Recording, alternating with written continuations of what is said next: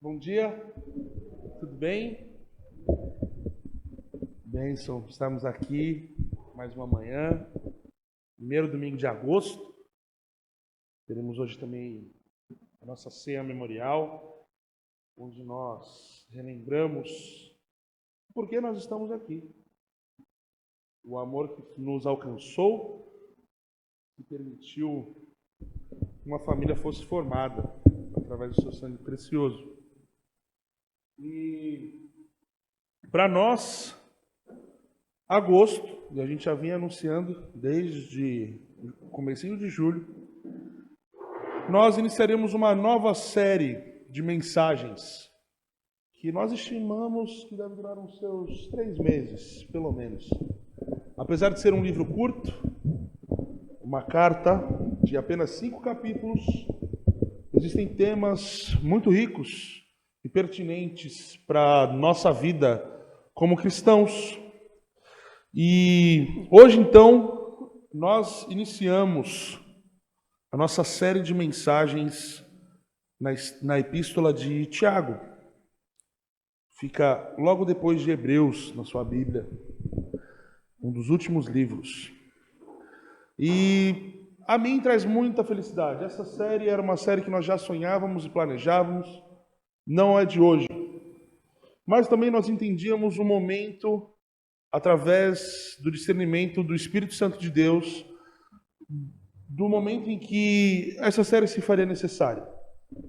E no mês de julho, dando a introdução dessa série, nós falávamos sobre a nossa identidade em Cristo Jesus, onde nós somos filhos amados de Deus, nós somos servos deste Deus vivo, nós somos irmãos uns dos outros. E então, a gente resumiu como uma fé prática, ou a prática da fé, ou uma fé verdadeira, se fôssemos resumir em duas palavras, o que essa série de mensagens tem para nós, o que nós queremos extrair dela. Mas também, se fôssemos fazer uma pergunta, seria: como então nós viveremos? Como então? Desculpa, eu achei que já estava implícito. Crianças, por favor, vocês podem ir para sua salinha. Teremos um momento de história, um momento de atividades. Achei que já estava. Já pode ir. Nano, Alícia, João Guilherme. E o João Guilherme, tem o João Guilherme. Bebezinho. João Guilherme. E como então nós viveremos? Entendendo a nossa identidade, a carta de Tiago, que para muitos teólogos ela é um pouco polêmica, por alguns assuntos que nós veremos que não existe tanta polêmica, e muito no que se diz a justificação, porque alguns acham que somos justificados pelas obras, mas nós entendemos que somos justificados através de Cristo Jesus. Mas por que somos justificados, então, a nossa vida manifesta obras? A característica de um cristão verdadeiro, não dá para você se dizer o cristão verdadeiro e a sua vida, a sua fé manifestam coisas totalmente contrárias àquilo que o Senhor Deus revela na sua Escritura para nós. E como então nós vivemos? Como então nós trazemos essa mensagem do Evangelho, vivemos em comunidade, entendendo a nossa identidade? E algo interessante é que o autor dessa epístola, que se identifica como Tiago, e ele é atribuído quase como certo, porque nós temos muitos Tiagos na Bíblia, que era o irmão de Jesus. Ele era considerado uma das colunas da igreja, assim como Pedro e João, nós vemos isso em Gálatas 2. E ele é listado como um dos filhos de Maria, a mãe de Jesus. Embora a Igreja Católica atribua ele como um primo, ele é listado em Marcos 6 como um dos filhos de Maria. E assim como os seus outros irmãos, eu acho muito interessante isso. Quando pensamos no início do ministério de Jesus, os seus irmãos não acreditavam nele. Os seus irmãos biológicos, que viveram filhos de Maria e José, que viveram com Jesus, que o viram crescer, que viam a diferença, afinal nós temos relatos dele como um menino ensinando aos mestres, eles não acreditavam que o seu irmão poderia ser o Messias esperado. Mas esses irmãos se convertem e se tornam através de sendo testemunhas oculares da ressurreição. Nós vemos isso em 1 Coríntios 15. E essa carta então começa sendo dirigida às 12 tribos de Israel. Isso é uma linguagem, as 12 tribos, isso é uma linguagem que aponta a Israel. Mas também era uma forma de se referir à igreja. A igreja em si estava dispersa, e o contexto dessa carta remete mais ou menos ao capítulo 8 de Atos. E quando nós olhamos essa epístola didática, prática, direto ao ponto, o propósito dela era circular e talvez ser lida por muitas e muitas congregações. Até porque os assuntos abordados aqui são problemas comuns aos seus destinatários. São problemas que Tiago imaginava que talvez afetariam todas as congregações, todas as igrejas a qual encontrassem essa carta. Então a igreja ela é inserida no grande contexto da história. Porque apesar de elas estarem dispersas, e Atos 8 falam disso, nessa segunda dispersão, esse foi o modo pelo qual a igreja se espalhando, que o evangelho também foi espalhado. Que a mensagem de Cristo Jesus como Senhor e Salvador foi anunciada, chegando a lugares não alcançados. E o interessante é que essa carta ela é tão didática que nós estamos em Santos, no Brasil, em agosto de 2022, e podemos extrair grandes ensinamentos sobre ela. Então, se a gente fosse resumir esse livro, é a nossa fé sendo manifestada de forma prática. A nossa vida sendo um reflexo, sendo a manifestação da nossa fé. Uma fé verdadeira. Um ensino correto, um ensino centrado na palavra de Deus, uma vida que vive a centralidade do Evangelho, que é vivificada pelo Espírito Santo, ela não pode resultar em nada diferente do que uma vida que produza caráter e frutos que revelam a Cristo Jesus. Não somos ouvintes da palavra, nós somos praticantes. Então a natureza da verdadeira fé produz frutos. E muitos mestres e professores e pastores acham que frutos meramente são pessoas sentadas e ocupando cadeiras. Mas não é sobre isso. Frutos são manifestações de amor, de serviço. Os frutos do Espírito, como nós vemos em Gálatas, onde nós não somos justificados pelas obras. E eu vou bater muito nessa tecla. Mas as boas obras são uma evidência inevitável de que a fé que nós professamos é verdadeira. Não somos justificados pelo que fazemos de bom. Mas se nós estamos em Cristo Jesus, em nós algo bom será manifesto. É uma evidência. E é inevitável. Porque a realidade, irmãos, é que muitas pessoas querem abraçar elementos do cristianismo, querem abraçar coisas que acham boas e se formam teologias coach, e se formam teologias de vitória e de vencer, mas nesses elementos o Cristo está sendo deixado de fora. Não existe mais a revelação do Jesus morto e ressurreto. E com isso, e com essa introdução, nós vamos ler o texto, porque se nada de bom eu falar aqui, o texto pelo menos já valeu. E eu queria ler com vocês Tiago, no capítulo 1, dos versículos de 1 a 12. E eu vou ler a minha tradução, a versão NVI. Tiago, servo de Deus e do Senhor Jesus Cristo, as 12 tribos dispersas entre as nações. Saudações. Meus irmãos, considerem motivo de grande alegria o fato de passarem por diversas provações, pois vocês sabem que a prova da sua fé produz perseverança. E a perseverança deve ter ação completa, a fim de que vocês sejam maduros e íntegros, sem lhes faltar coisa alguma. Se algum de vocês tem falta de sabedoria, peça a Deus, que a todos dá livremente, de boa vontade, e lhe será concedida. Peça-a, porém, com fé, sem duvidar, pois aquele que duvida é semelhante à onda do mar, levada e agitada pelo vento. Não pense tal homem que receberá coisa alguma do Senhor. Não pense tal homem que receberá coisa alguma do Senhor. É alguém que tem mente dividida e é instável em tudo o que faz. O irmão de condição humilde deve orgulhar-se quando estiver em elevada posição, e o rico deve orgulhar-se se passar a viver em condição humilde, porque passará como a flor do campo, pois o sol se levanta, traz o calor e seca a planta. Cai então sua flor e é destruída a beleza da sua aparência. Da mesma forma, o rico murchará em meio aos seus afazeres. Feliz é o homem que persevera na aprovação, porque depois de aprovado, receberá a coroa da vida que Deus prometeu aos que o amam. E essa é a palavra do Senhor. Essa passagem, irmãos, ela é emblemática para nós que dizem seguir a fé cristã. Porque, primeiro, ela remete ao que nós podemos passar. Mas também ela diz como podemos passar. E o principal, com quem encaramos ou com quem podemos passar. Muitos de nós conhecem pessoas, e talvez a gente se identifique também com esse tipo de gente, que, à primeira vista, a mensagem do Evangelho pareceu muito boa, pareceu muito legal, pareceu muito interessante. Esse Jesus é um cara diferente. Mas nos primeiros sinais de problema, nos primeiros sinais de treta, quando o calo começou a apertar, quando a água começou a esquentar, não é para mim. Não serve. Saída pela tangente.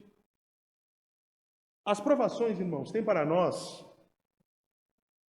um grande efeito, que ela tem a capacidade de avaliarmos se a nossa fé está depositada em nós mesmos ou se ela está depositada em Deus. Situações difíceis acontecem, irmãos. Elas acontecem todo dia.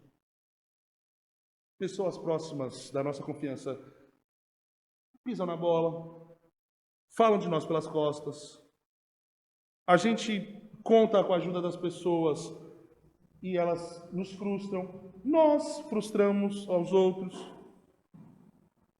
Diariamente, pessoas perdem empregos, perdem entes queridos, têm problemas nas suas casas, têm problemas com seus familiares, problemas no trabalho, é fofoca, é intriga. A gente se desentende na igreja. Sofrimento faz parte do viver. Sofrer é viver. Não existe um hakuna matata para um cristão, uma vida sem problemas. E eu gostaria que talvez fosse isso. A gente sofre. E a gente não tem como evitar o sofrimento. E aí fica a pergunta: como então viveremos? A forma como lidamos com o sofrimento, irmãos, é o que vai fazer diferença para as nossas vidas. É sobre o como, e não o quê. Provações, testes, provas, problemas.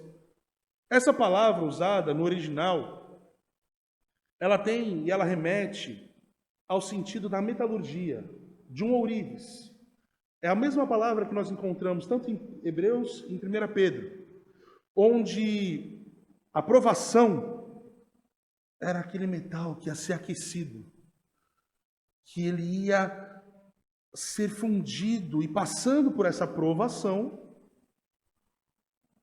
a temperaturas extremas, a situações que não seriam boas, porque pensa, o anel está lá bonitinho, a pepita de ouro, e aí agora ela vai ser derretida, o calor, ela vai ser alterada, e quimicamente minha esposa saberia explicar melhor do que eu, mas as suas impurezas então elas são removidas. Francis Chan, ele fala que o metal, após a provação, ficava tão puro, e alguns historiadores trazem isso, que seria capaz de quase você se ver nesse reflexo. Era capaz de você se ver nesse metal. Tamanha a provação, o fogo, que hoje nós temos temperaturas controladas em ambientes e tudo, mas imagina naquele tempo como que devia ser para derreter um metal precioso. Então, para nós, irmãos, na imagem, através das palavras de Deus, o que nós podemos tirar é que se nós podemos ver o seu reflexo, e nós somos feitos à imagem e semelhança de Deus, Deus está nos provando e realçando o seu reflexo em nós. Ao atravessarmos pelo fogo, ao caminharmos com Deus em meio ao sofrimento, porque o sofrimento vai existir, nós podemos nos tornar mais parecidos com Ele. Faz sentido isso que eu estou falando? Sofrimento, provações vão acontecer. Se não aconteceu com você, nesses últimos dias, fique esperto, talvez aconteça nos próximos. O texto não diz, se você passar por provações, se você encontrar problemas, se algo acontecer. Ele fala quando. Quando, dependendo da sua tradução. Quando passarmos por provações, podemos tentar ter essa atitude. E eu pensava, e eu conversava com a minha esposa, ontem nós estávamos jantando na casa de uma família amiga nossa, e eles falavam do Beto Carreiro. E pensando sobre a vida, eu estava pensando que a vida, na verdade, é como uma grande pista de bate-bate. Cada um está num carrinho. A gente tenta evitar ser batido por esse carrinho, pelos outros carrinhos. A gente quer proteger, a gente não quer ser pego. Mas, se você já andou de carrinho bate-bate, a grande pergunta não é se nós seremos atingidos, mas é quando e quão forte. Porque uma hora alguém vai pegar a gente. Às vezes é por trás, às vezes é de frente, às vezes é no lado. Então a vida é como uma grande pista de carrinho de bate-bate. A gente está esperando, de certa forma, sermos atingidos. E o sofrimento, irmãos, ele se torna inevitável, porque se sua vida estiver tão boa e você se diz cristão, e você simplesmente ligar o Jornal Nacional e enxergar a decadência do mundo, notícias cada vez piores umas das outras, ou se você vier, que agora as reuniões de oração deixarão de ser de forma online e serão presenciais, e você então ouvir o que o irmão tem para pedir de oração, você vai falar, caramba, eu sofro também, porque eu me compadeço da dor do outro. Ou se a gente até enxergar a perspectiva de pessoas que não conseguem reconhecer a mensagem verdadeira do Evangelho e que não encontraram ainda esse amor redentor que vem de Cristo Jesus. É inevitável. Sofrer é inevitável. E a gente não deveria estar surpresos com isso. Mas parece que a nossa cultura ocidental, cada vez mais, não nos prepara para o sofrer, para o viver. A gente vive a cultura do quê? Agora eu quero ser feliz. Agora eu quero fazer o meu. Agora eu quero encontrar alegria. Então nós entramos em relacionamentos, em trabalhos, em situações, em igrejas, onde o que isso pode me oferecer? O que eu posso obter disso? O que eu vou alcançar disso daqui? É sobre mim. Os dispositivos, as ferramentas, os aplicativos, a minha agenda, tudo. O único propósito da minha vida é atender às minhas expectativas. O que eu acho que a minha vida deveria ser. Essa vida só se vive uma vez. Procure ser feliz. Se você usa o shampoo da L'Oréal, é porque você vale muito. Os slogans falam isso. A gente vê as propagandas falando sobre isso. A Nike fala para você, só faça. Não pense, just do it. É sobre isso. Mas não está tudo bem. E a cultura nos envolve tanto, irmãos, que nós não conseguimos enxergar. É como se nós fôssemos peixes e perguntasse, peixe, o que você acha dessa água aí? O peixe vai falar, o que é água? Nós estamos inseridos, nós estamos permeados. A mídia, irmãos, eu trabalhei com marketing há muitos anos, eu não tenho problema com a mídia, eu não tenho problema, não acho que nós devemos viver ilhados também.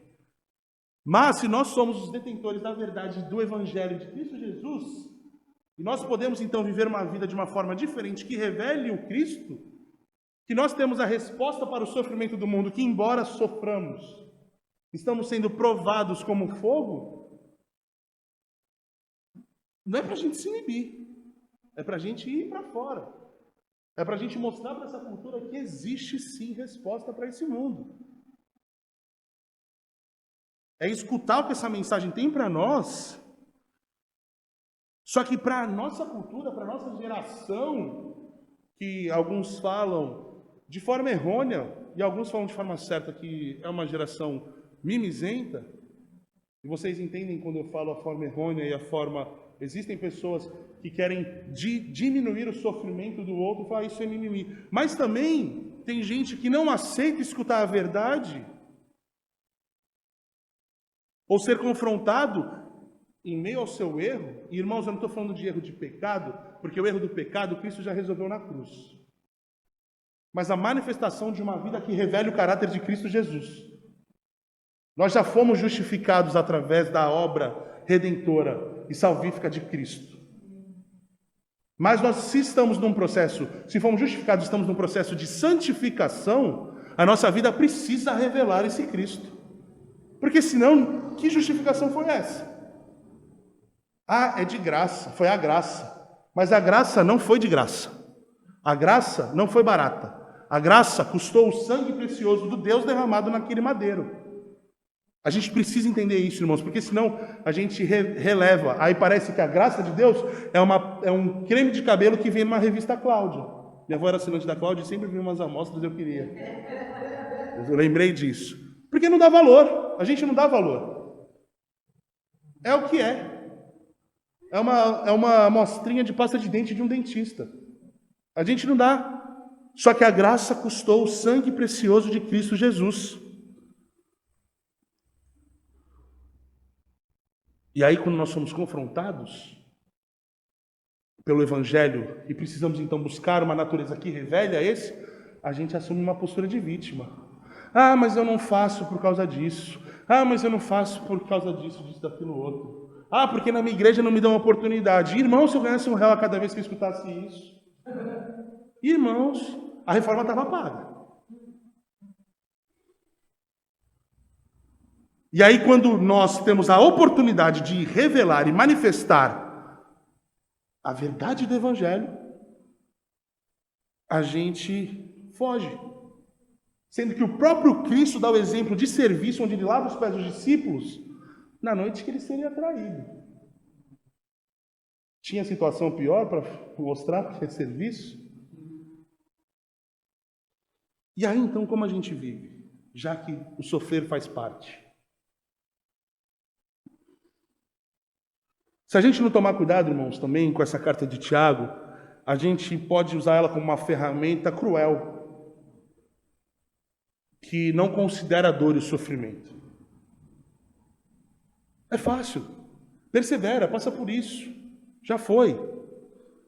Como se as nossas emoções viscerais não devessem ser consideradas. Tiago não está falando para não considerarmos e não sentirmos, mas ele está nos convidando a tentarmos olhar numa outra perspectiva. A olhar possíveis resultados destas provações, porque provados nós seremos, e isso não deve ser mistério para ninguém, nós podemos enxergar que através dessas provações, nós podemos encontrar perseverança, constância. O sofrimento, se compreendido da maneira correta, irmãos, ele nos conduzirá a uma maturidade espiritual. O seu sofrimento não pode ser desconsiderado. A sua dor não deve ser desconsiderada.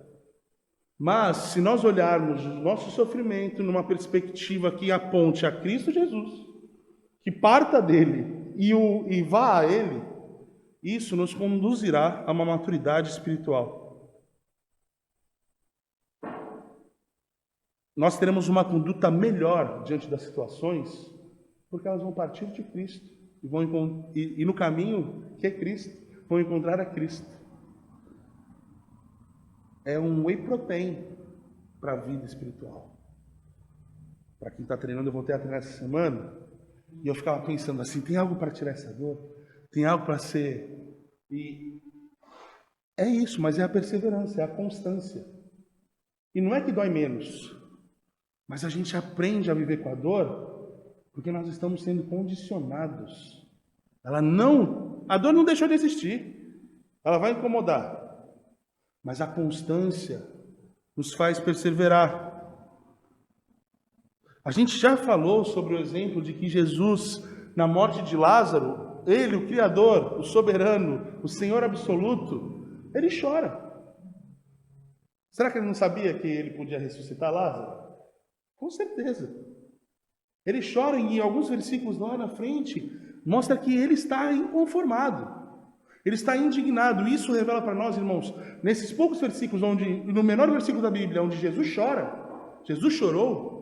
Isso revela para nós, irmãos, que Cristo Jesus entende a nossa dor, o nosso sofrimento, e compreende que não era para ser assim. A sua indignação, a sua tristeza é porque a morte, e a morte como fim, representando o fim de todas as coisas, não era para ser dessa maneira. Por isso que ele vem.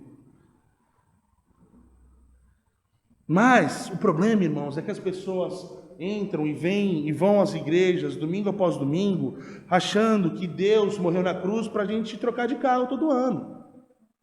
Que Deus morreu na cruz para fazer a gente feliz. Que Deus morreu na cruz para atender os nossos desejos. Isso, irmãos, é o filme do Aladim e o gênio da lâmpada. Não é sobre isso.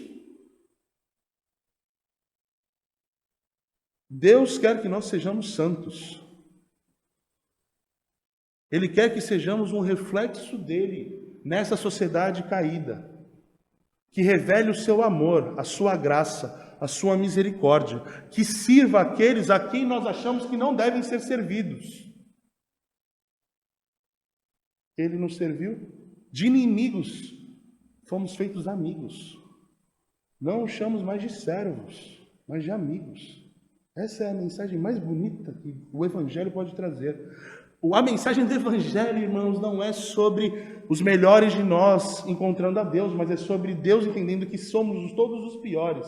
E Ele faz um caminho através do seu Filho.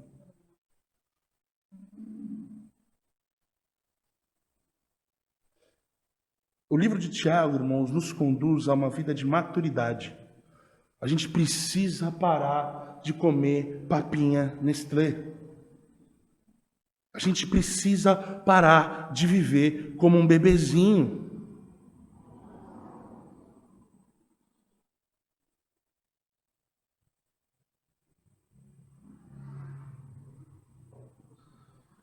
Tanto que a perseverança nos transforma em pessoas íntegras. E íntegro não é apenas uma questão de caráter, mas é de integridade, de inteiros. Nós nos tornamos inteiros, irmãos, apenas em Cristo Jesus. Apenas em Deus. Vocês acham? Porque existem formas erradas de colocar a mesma pergunta. Deus não quer que eu seja feliz? É claro que Ele quer. Mas Ele sabe que a felicidade verdadeira e plena é encontrada somente nele. Aí tem gente que pergunta, você acha que as pessoas esperam que Deus as faça felizes? Não é sobre isso. Essa é uma concepção errada. Se eu buscar a Deus apenas para encontrar a minha felicidade. Apenas o que eu quero. Mas se nós estabelecemos na nossa vida um crescer em santidade, um crescer em Cristo Jesus, em maturidade no Evangelho, como um objetivo de vida, mesmo que a gente encontre o sofrimento, a nossa vida muda. Que decisões a gente faria diferente se esse fosse o nosso objetivo? Que modo a gente enxergaria a nossa segunda-feira? O próprio domingo de manhã? Como as nossas prioridades seriam ajustadas? Irmãos, o sofrimento para nós, as alegrias, a vivência, é como se fosse um monte de ingrediente. É ovo, é farinha, é sal, é cacau, é açúcar. Se você pegar uma colher de farinha de trigo e colocar na boca, não vai ser gostoso. Mas a união de todas essas coisas combinadas é capaz de fazer um bolo bom desse. As provações para nós, elas não são as circunstâncias que nos definem. A provação não define quem eu sou. Mas ela pode ser um ingrediente que vai me ajudar a transformar num bolo bonito, num bolo gostoso. Faz sentido?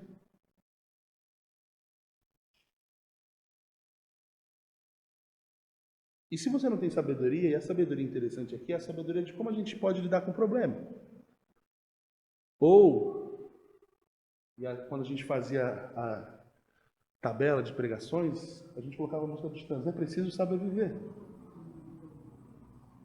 Essa sabedoria é para nós, como a música de Titãs. O que a gente precisa para saber viver? É a sabedoria para aprender a lidar com o sofrimento. Porque, irmãos, nós vemos como falta sabedoria em nós quando nós atribuímos aquilo que não vem de Deus como problemas que Deus está colocando na nossa vida. Diante de nós, diante de provações. E aí, quando nós encontramos os nossos problemas, a gente vê que a gente não sabe viver mesmo, porque ao invés de recorrer ao único capaz de resolver, ao único capaz de nos dar a paz, a segurança, o conforto, o consolo necessário para que a gente saiba viver, a gente procura resolver do nosso jeitinho, da nossa maneira, do jeito que eu acho. Irmãos, eu não estou falando que a gente não vai fazer nada, não. Não é sobre isso. E a gente vai chegar mais para frente. Deixa o capítulo 2 entrar. Mas, talvez o teste da nossa fé, irmãos, vai nos levar a lugares difíceis. Teremos que, às vezes, tomar decisões que não gostaríamos de tomar. Eu mesmo experimentei bastante isso esse ano e tenho experimentado. Talvez a gente esteja enfrentando novos desafios. Talvez a gente possa até se preocupar falando, caramba, será que eu entendi tudo errado?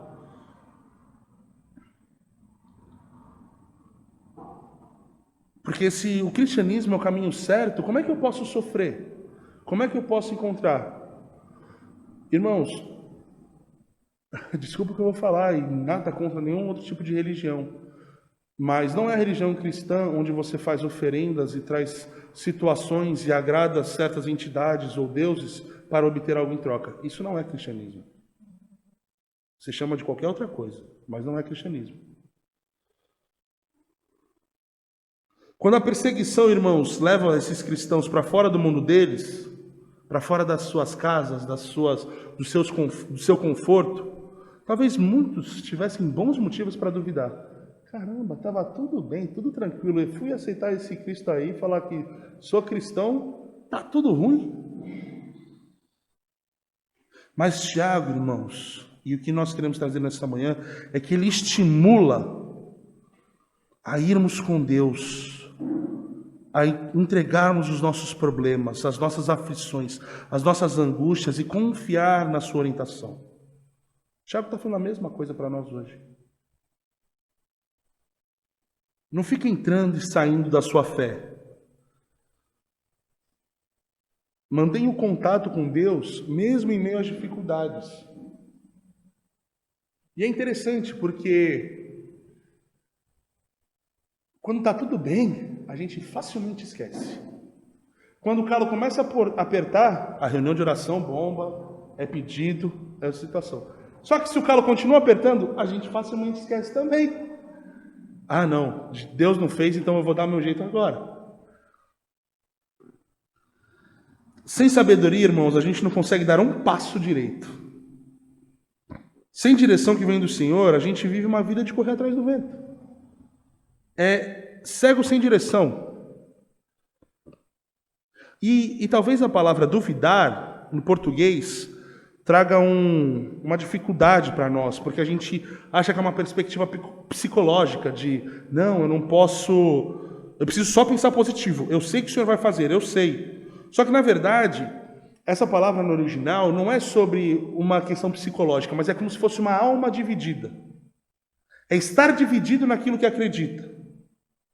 É onde está a minha lealdade, a minha fidelidade.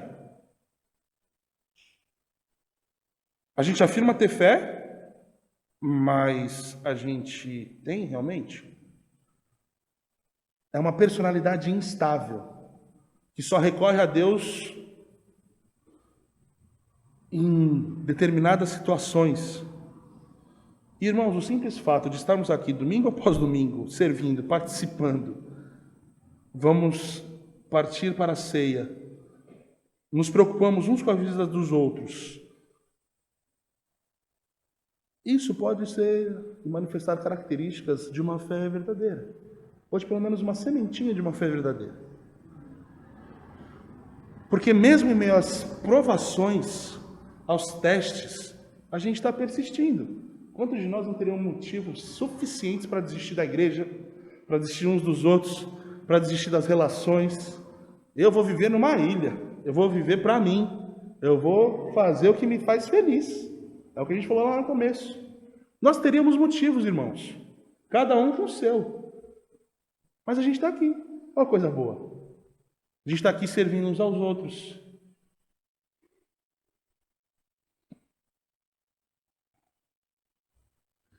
Deus é tão bom, irmãos, e tão misericordioso, que através do agir do seu Espírito, Ele permite que a gente recalcule a nossa rota. Que a gente coloque o nosso coração, as nossas intenções na balança. Se você pode pensar, poxa, será que às vezes eu estou dividido? Não tem problema. Deus é misericordioso e gracioso. Recalcula. Mas se você está tentando, você está buscando, e as incertezas da vida vêm diariamente, a gente não sabe o que vai acontecer amanhã, a gente não sabe o que vai acontecer daqui a pouco. A gente pode continuar, a gente pode perseverar, permanecer. As circunstâncias, irmãos, não são fortes o suficiente para não tirar da rocha que é Cristo. A fé é a nossa âncora, como Hebreus diz. Nossa fé está ancorada em Cristo Jesus. Se estivesse ancorada em mim, na Fê, na Pan, ia dar ruim em algum momento. Mas é em Cristo. Então a nossa fidelidade, irmãos, deve estar em Cristo. E a conclusão do versículo 12 é que aqueles que recebem a coroa da vida, para nós a gente pensa numa coroa de ouro, de reis, de pedras preciosas. Mas se nós pensarmos no mundo greco-romano e os judeus inseridos naquele contexto, a coroa é como se fosse aquelas coroas das Olimpíadas, de ouro, de louros, não de ouro, onde transmite a ideia de que nós fomos vitoriosos em meio às adversidades. Talvez essa fosse a imagem mais próxima da realidade que Tiago tinha. A disciplina que nos faz continuar através da graça e a recompensa é a vida em Jesus, é a vida plena em Cristo Jesus. Talvez um exemplo, se fôssemos para o Antigo Testamento, seria o de José, que passa um monte de perrengue, passa mais perrengue que nós todos juntos, ele já começa sendo traído pelos irmãos. E ele fala, então, porque eu acho interessante que em cada fase, falava assim, José sabia que Deus estava com ele.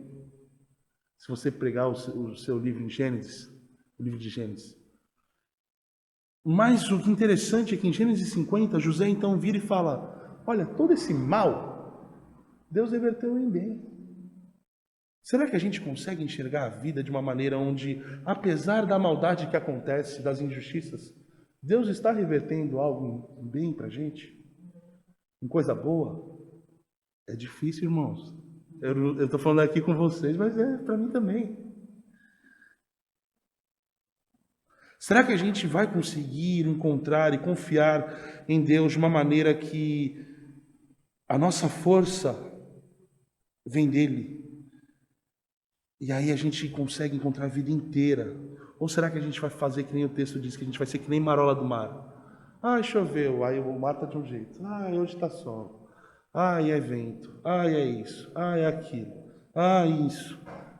Ó vida, ó azar. Tiago, irmãos, ele nos encoraja a aguentarmos essas provações com fidelidade. E nós falaremos sobre muitas formas como nós podemos então viver e manifestar essa fé que vem do Senhor, que é através dele, que é por meio dele, que é para ele, em nós, através de nós e apesar de nós. A gente vai falar muito sobre isso. Mas Tiago aqui, irmãos, nos encoraja, e o que eu queria deixar para vocês nessa manhã é aguentarmos essas provações com fidelidade. Porque não é que a gente vai obter algo que a gente merece. O que a gente merece, irmãos, é a cruz. É isso que a gente merece.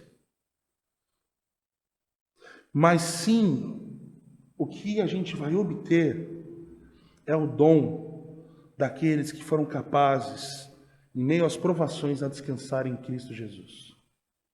A encontrar nas suas provações força para continuar em Cristo. E em Cristo, irmãos, e é aquela coisa que a gente tem falado, quem procura a Deus, o Pai, encontra irmãos. Então nós podemos uns aos outros encorajarmos e edificarmos uns aos outros, a continuarmos.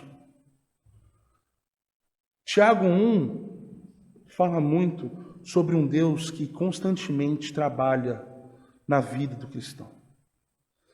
Um Deus que mesmo em meio às provas, nos momentos sombrios, Ele está nos refinando, Ele está cuidando de nós. É um Deus generoso em misericórdia, em sabedoria. E a gente pode, então, irmãos, entregar que cada dom, enxergar que cada dom vem do alto. E isso é capaz de gerar uma vida, irmãos, de amor, de serviço, de generosidade, de comprometimento, de constância, de consistência. Eu falei para o Nano, tá afim de gelatina? É isso daí. Porque, irmãos, são aqueles que esperam no Senhor que renovam as suas forças. São aqueles que correm e não se cansam. Andam, correm e não ficam exaustos. Andam e não se cansam. E o meu convite, irmãos, nessa manhã é que a gente possa ter os nossos corações, as nossas dúvidas como as incertezas da alma, as divisões, o querer dar o nosso jeitinho, que a gente possa confiar e depositar as nossas vidas diante de Cristo Jesus. Porque, irmãos, é estranho a gente não querer sofrer, sendo que a própria redenção de Cristo Jesus não foi apesar do sofrimento, mas foi através do sofrimento. Vocês conseguem entender isso? Cristo estava redimindo todo mundo, todo o universo, através do seu sofrimento, da separação total com Deus. Mas, irmãos, sabe qual é a esperança que a gente pode ter em meio às nossas provações? É que Ele passou por tudo isso sozinho, para que nós nunca mais estivéssemos sozinhos. Ele está conosco. Ele caminha conosco em nosso sofrimento. Se nenhum de nós estivesse aqui nesta manhã, se eu estivesse sozinho, se a minha mãe estivesse sozinha, Deus estaria conosco.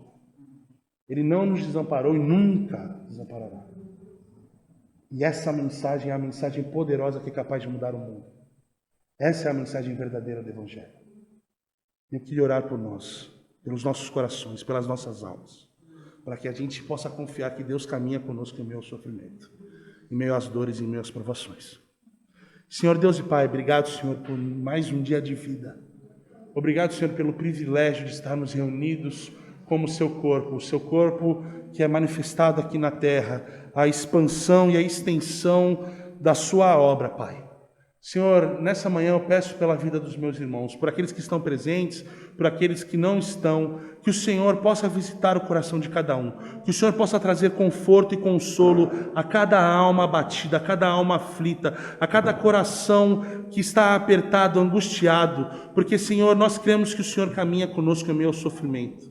O meu desejo nessa manhã é que essa verdade seja constante nas nossas vidas. Em meio às provações, em meio aos conflitos, embora esteja tudo bem, nós sabemos que o Senhor está conosco e o Senhor nunca nos deixará. Eu peço e eu oro pela vida de cada um nessa manhã. Eu oro no nome do teu Filho amado Jesus. Amém. E eu, quando montava esse sermão, irmãos, eu lembrava de um hino.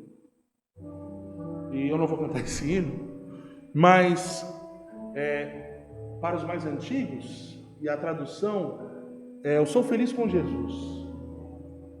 E eu não sei se vocês conhecem a história desse hino, mas esse hino, o autor, ele escreve em 1871, quando o seu filho morre.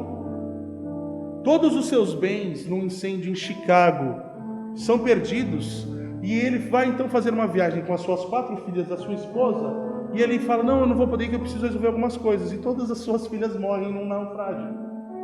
E ele então vai num porto, ele vê um navio e ele fala: então, a minha alma pode cantar que está tudo bem, porque mesmo em meio às provações, em meio às dores, em meio à paz como um rio, ou as tribulações como o mar, o Senhor está comigo. Eu acho que ele tem mais coragem, entendeu mais do que eu. Mas a gente pode ter essa certeza, irmãos, que Cristo está conosco. Cristo está conosco.